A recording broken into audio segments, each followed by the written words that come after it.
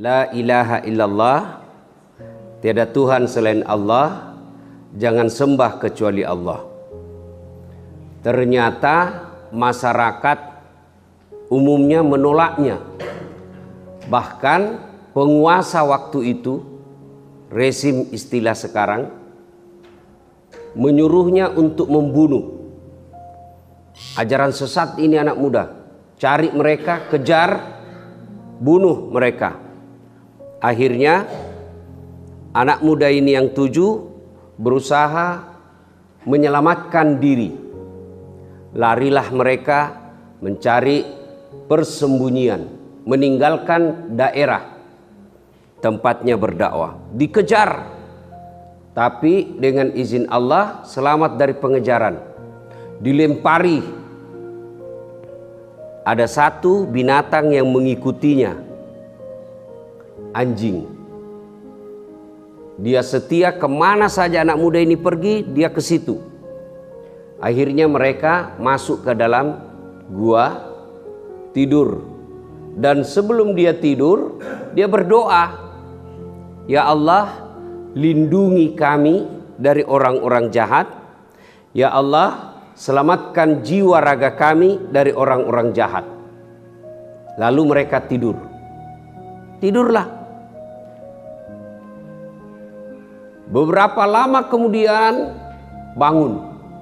Dia gosok matanya. Ada satu bangun. Nah, kasih bangun semua temannya. "Wih, bangun. Bangun. Kemudian dia bilang yang satu, "Keluar kau dulu pergi beli. Kau dulu belanja. Ini uang." Keluarlah dia. Kira-kira seperti ini di gua, ada warung-warung di depan, ingin belanja. Dicari dapat warung, belanja. Dibayar. Sudah dibayar, ini uang. Kakek ini kakek yang punya warung. Uang ndak laku ini. Bagaimana caranya ndak uang laku? Nah baru kak kemarin tidur, nah ndak lama ini uang. Masa sih? Tapi bilang baru kemarin saya tidur. Ndak ini uang lama ini, ndak laku sekarang. Mereka si geaki.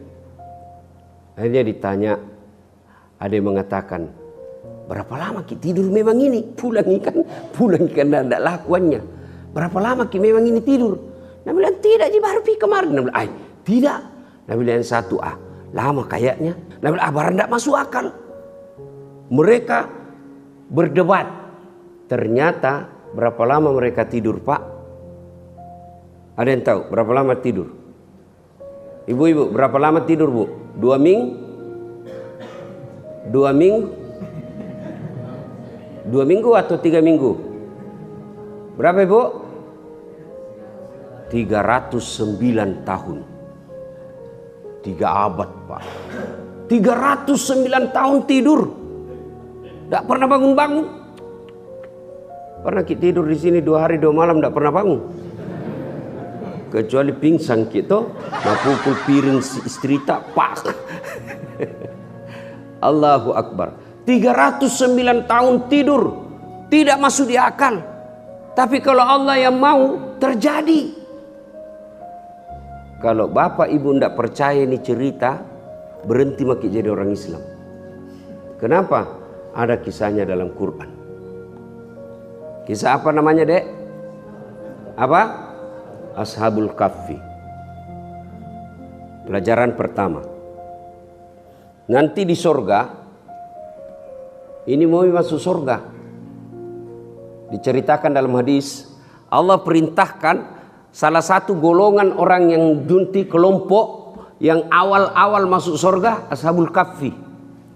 Meskipun berbeda pendapat ulama sampai sekarang, ada yang mengatakan 7 dengan anjingnya, ada yang mengatakan 8 dengan anjingnya. Jangan makin pusing itu. Nah, Ashabul Kahfi bersama anjingnya, masuk mereka golongan orang-orang yang diberi pertama masuk ke dalam surga. Maka ikuti ulama. Termasuk Bapak Ibu, muliakan ulama. Saya tanya ke Pak, Bapak tahu tata cara wudhu, tata cara berdoa, dapat ilmu dari wali kota atau dari ulama? Hah? Tapi kalau kau undang wali kota, ulama, mana lebih kau muliakan? Apai? Ada deh kalau wali kota mau datang, langsung kalau perlu pinjam uang, makanan khusus, dicicil kau. Padahal baru tanda tangan korupsi. Sekali na ulama kau undang, kau jemput tidak nukiringan jopoeng motor. Nggak ada setang kaki na satu di belakang. Tak gantung-gantung kaki. Hujan lagi, terpaksa satu mantel diduai. Setengah mati maki dibonceng begini. Sampai menit, dia bilang sedikit lagi Ustaz, lagi 2 tikungan. Ngapain tuh sana salo? Air dari atas, air dari bawah. Mobilnya orang sungguh basah semua orang pak. Coba mi, sampai lagi orang di rumah, barasanji 1 jam, busa-busa kalepa. Tidak ada kipas angin, tidak ada AC. Sallallahu ala Muhammad, sallallahu. Segalina pulang, apa nu kasih? Uang 75.000 bonyok-bonyok. Maka lah ngasih karena kau selalu begitu. Kenapa kak batena na bukan uang pencuri itu nu kasih itu tapi Ustaz, apa lo dibawa meja na uang halal ini? Kasih komplot baik-baik, kasih maaf. Sudah tak kasih baik-baik itu. Dilihat sama suaminya, kenapa kau dong kasih begitu Ustaz kak? Nah tinggalkan rumah na 1 jam, toko na tutup untuk datang bacakan kodoa na berakaki rumah nu. Masa 75.000 jinu kasih? Apa nak bilang istrinya? Yo paling tambah mi di situ 2 jalan kotek sama pisang. Bagaimana anak-anak mau jadi ulama kalau begini? Sementara kalau artis datang kita muliakan. Baru apa jina bawakan kok? Alamat palsu. Kelihatan dadana, kelihatan pahanya. Ndak juga nak kasih pegang kok. Apakah Cina-Cina joko saja? Ya, maka pelajaran pertama, cintai ulama, ikuti ulama. Ulama itu lebih tinggi daripada wali kota. Ulama itu lebih tinggi dari presiden. Presiden ada pensiunnya, presiden hilang masa jabatannya. Sementara ulama, apa kata Nabi? Al ulama'u warisatul anbiya. Ulama itu adalah pewaris para nabi. Jadi itu anjuran agama. Kalau puasa seperti ini, kirim kau itu kue ke rumahnya ulama. Dia pakai buka. Jangan ketawa serius kayak ini. Jangan kau lihat saya. Bukan ton saya masukku. Yang ku kenal-kenal. Ada di dalam kompleks tak di situ. Ada imam, ada penghafal Quran, ada pendakwah. Kirim kau berkah itu kau kasih. Berkah. Apa yang dia makan, lalu membentuk daging, dia sholat, dia ibadah. Selama darah dagingnya itu dipakai ibadah, selama ibu dapat pahala seperti pahala Pak Ustadz. Kalau di warung kopi, tiba-tiba lihat ada Ustadz di situ, bayarkan. Kalau besok-besok bapak lihat kak, kalau ndak mau ki bayarkan, saya bayarkan ki. Kalau ndak malu ki. Iya, insya Allah berkah. Ikuti ulama. Yang kedua, pelajaran dari kisah ini, tidak ada yang mustahil bagi Allah. Dega biasa dina tamakkel ko pungala tala melok. Pekoto si carana melok Mekah na dega gaduinga. Itu kamu bilang kalau Allah mau. Tiba-tiba tergerak hatinya ada orang kaya. Masuk. Pergi. Kalau Allah yang mau. Bagaimana tuh caranya bisa insinyur, nanda ada sekolah bapaknya, ndak ada kerjanya. Ada, tiba-tiba dapat beasiswa. Tak ada yang mustahil. Kalau Allah yang mau menolong, tidak ada satupun kekuasaan manusia yang bisa menghalangi. Kalau Allah yang mau mengangkat seseorang, biar satu dunia mau menjatuhkan, terangkat. Sebaliknya, Kalau Allah yang mau menjatuhkan orang, satu dunia angkat pasti jatuh. Banyak sekali pelajaran kita lihat dalam dunia ini. Orang punya kuasa, punya jabatan, tidak masuk di akal. Tapi kalau Allah berkehendak jatuh. Itulah makna dari kalimat la haula wala quwata illa billah. Jadi jangan pernah pesimis. Selalu percaya diri. Jangan pernah sakwa sangka. Sangka baik terus. Kalau ada sesuatu yang diinginkan, sangka baik. Salah satu penyebab doa tidak diijabah, doamu tidak dikabulkan Allah, kalau kamu selalu berpikir tidak. Tidak diterima jini doaku, diterima jini. Tidak itu. Karena kau sangka buruk. Yakin saja. Tidak ada yang mustahil bagi Allah. Banyak kejadian dalam Quran tidak masuk akal tapi terjadi. Yang paling dekat dengan kita. Masih ingat kisahnya hijrahnya Rasulullah. Dan dikejar. Rapat. Kafir Quraisy. Ini Muhammad makin menjadi-jadi pergerakannya. Semakin banyak budak-budak kita, keluarga kita sendiri yang mengikuti ajarannya. Jadi bagaimana ini? Saudara-saudara ada usul? Dari belakang ada usul. Saya pimpinan sidang. Apa? Sudah. Sogoi, kasih saja uang. Dia bilang pimpinan rapat, ndak mempan. Jadi diapain? Ada lagi usul. Sudah. Kasih jabatan paling baik. Ndak mempan, dia bukan gila jabatan. Kalau begitu apa? Kirim perempuan paling cantik. Dia bukan bangsa Indonesia. Ndak mempan perempuan itu. Jadi kalau begitu diapain? Gini. Dibunuh saja. Tapi kata yang lain, dia kan juga punya marga. Dia juga punya keluarga. Bani Hasim. Kalau dia dibunuh mengamuk Bani Hasim. Bagaimana ini? Ada usul, dia bilang ya sudah. Diborongi. Kan di Mekah waktu itu ada beberapa bani. Bani itu suku-suku. Ya. Diborongi. Jadi nanti kalau keberatan ini Bani Hasim, semua bani yang ada di sini bersatu kita lawan. Istilahnya anak muda dulu dan satu, pemain silat dan satu, kita dan kawan-kawan. Ya toh? Akhirnya setuju. Oke, kapan? Ya besok. Sergap rumahnya Muhammad. Besok malam. Setuju? Setuju. Tidak boleh bocor ini rapat. Siapa yang bocorkan kita penggal kepalanya. Oke, ini rahasia negara. Pulanglah peserta rapat. Ada satu peserta rapat pas tidur cerita-cerita sama istrinya. Dia bilang, ibu datang rapat tadi. Oh ya? Iya, ada rahasia ini. Tapi memang kau bilang-bilang ibu rahasia negara ini bahaya ini kalau bocor nih. Apa pak? Nanti kau kasih bocor. Tidak, apa? Kenapa kau bilang-bilang mau pancing jaki pale? Akhirnya dia bilang, besok malam Muhammad mau dibunuh. Tapi jangan kau ngomong, jangan kau cerita. Enggak pak, rahasia terjaga. Besok pagi ini ibu pergi pasar.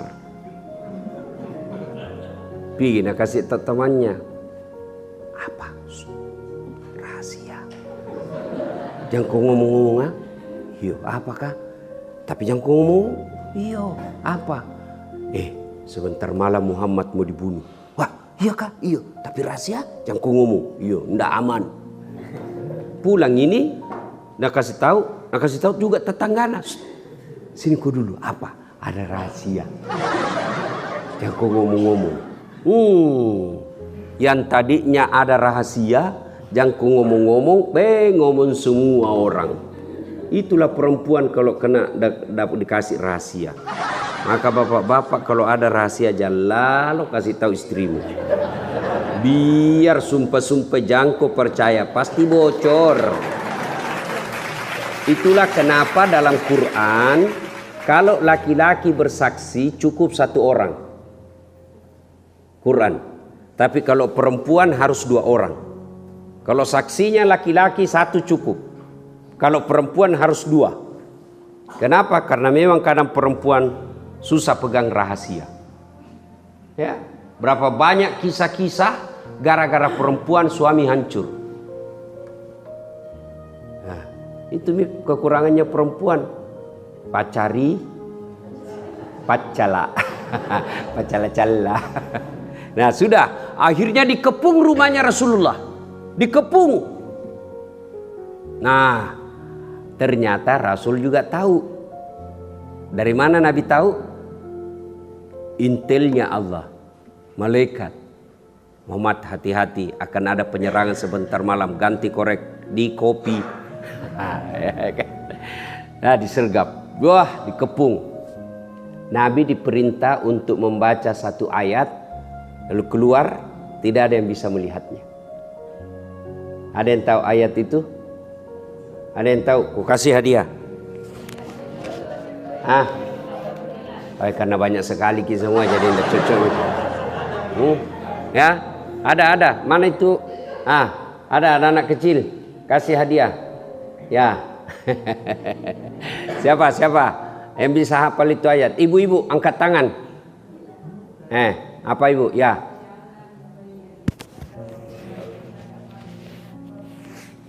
Nah, hadiah. Tiket. Kasih hadiah uang Ustadz berkah. Oke, berkah. Ya. Insyaallah ya. Beda uang ustaz dengan uang polisi. Ya. Ada yang tahu artinya itu? Ada yang tahu artinya? Ibu, itu uang insya Allah ibu. Uang berkah. Itu uang saya ibu, uang berkah. Selama ibu tidak belanja itu uang, ada terus uang di dompet tak? Ya, coba membuktikan ini, insya Allah.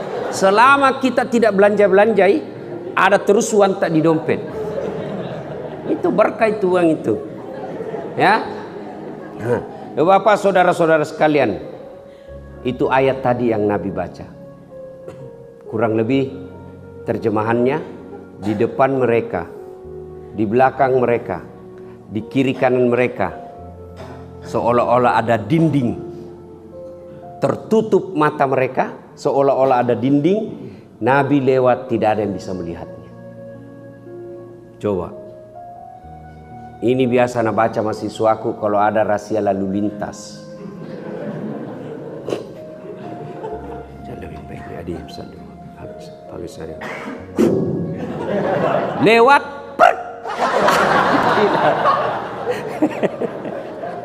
Tidak lah sudah tadi bilang. Bohong-bohong ke Ustaz. Apalagi kau bilang kau bohong? Itu kita bilang itu ayat, tidak dilihat orang kau dibaca. Saya baca tadi pak ditilang nggak? Memang kenapa kau ditilang? Tidak pakai helm. Saya bilang itu juga polisi hafal itu ayat.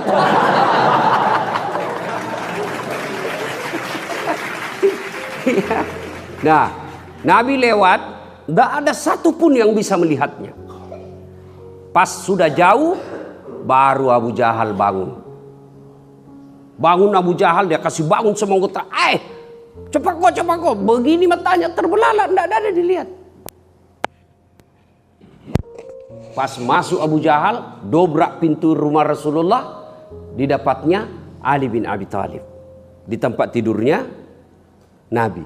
Sebelum Nabi meninggalkan rumah, beliau panggil Ali bin Abi Thalib, sepupu satu kalinya, yang kemudian jadi anak mantunya, yang juga sekaligus sahabat pilihan 4 beliau. Dia bilang, Ali, sini kau dulu. Ya Rasul, kau ganti saya dulu tidur di sini. Coba bayangkan Pak, kalau bapak-bapak itu malam ada penyergapan, bapak mau dibunuh, misalnya saya mau dibunuh, baru saya panggil Ki, ganti saya Kak tidur di sini. Mau Ki kira-kira Pak? Mau Ki kira-kira? Pasti tidak mau. Ali bin Abi Thalib Apa dia katakan? Sami'na wa ata'na. Malam itu selesai kejadian, ditanya, Ali, kenapa kau mau ganti Nabi malam itu? Nah, kau nyata-nyata diganti untuk mati. Apa kata Ali bin Abi Thalib? Kalau saya yang mati pada malam itu, 1 orang mati. Hanya Ali, anaknya Abi Thalib yang mati.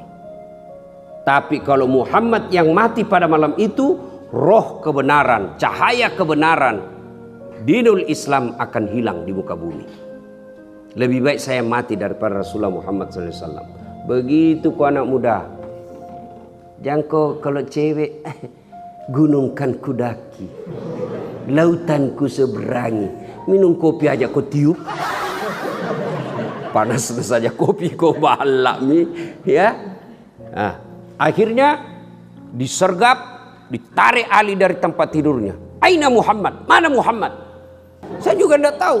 Dikejar Abu Lahab, kemudian kalap, teriak-teriak. Lalu dia bilang, ayuhan nas, wahai penduduk Mekah, siapa yang bisa menemukan Muhammad dalam keadaan hidup atau mati, saya kasih hadiah 100 ekor onta betina. Itu onta pada zaman itu lebih mahal onta betina daripada onta jantan. 100 ekor. Kira-kira kalau sekarang itu satu onta uang Indonesia berapa? Kalau saya tidak salah 25 juta. Satu ekor 25 juta kali 100 berapa Pak? Ibu-ibu biasa kalau uang cepat nah hitung. Berapa kira-kira? 2,5 miliar ya? Ya sekitar itu 2,5 miliar. Siapa yang dapat Muhammad, saya kasih hadiah 2,5 miliar uang kalau uang Indonesia. Berkejaranlah orang mencari Muhammad. Nah, salah satu pencari tanda jejak keluar, dia kejar. Hebatnya ini orang Pak, dia tidak perlu lihat bekas kaki onta. Apa penciumannya Pak tajam. Dia bisa tahu seperti anjing pelacak. Dasat Latif, Rexona. Kan dia bisa tahu, kejar, dan dia didapatnya Muhammad, didapat betul ini. Tapi apa yang terjadi? Begitu kudanya mendekati Muhammad, standingi kudanya Pak, nangka kakinya, jatuh, naik lagi, dekat lagi, jatuh lagi.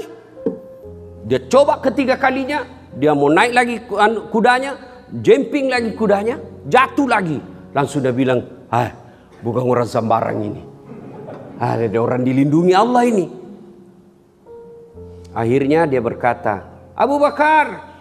Tidak berani dia sebut namanya Muhammad. Abu Bakar. Karena Nabi bersama Abu Bakar. Ya, itu teman yang bersamamu dikejar itu. Hadiahnya, kepalanya 100 onta. Apa yang bisa saya bantu? Yang tadinya mau membunuh, dengan izin Allah, dia balik melindungi Nabi. Apa yang bisa saya bantu? Ini, ada perbekalanku. Ambil ini pembekalan saya. Lanjutkan perjalananmu. Kata Abu Bakar, Rasulullah meminta tolong. Kalau bisa, kamu sampaikan kalau kau ketemu, bagaimana caranya supaya mereka tidak temukan kami. Kalau Allah yang mau Pak. Tadinya mau membunuh, justru kembali melindungi. Kalau Allah yang mau, tidak ada yang mustahil. Nabi bersembunyi dalam Gua Zur. Ada yang tahu apa?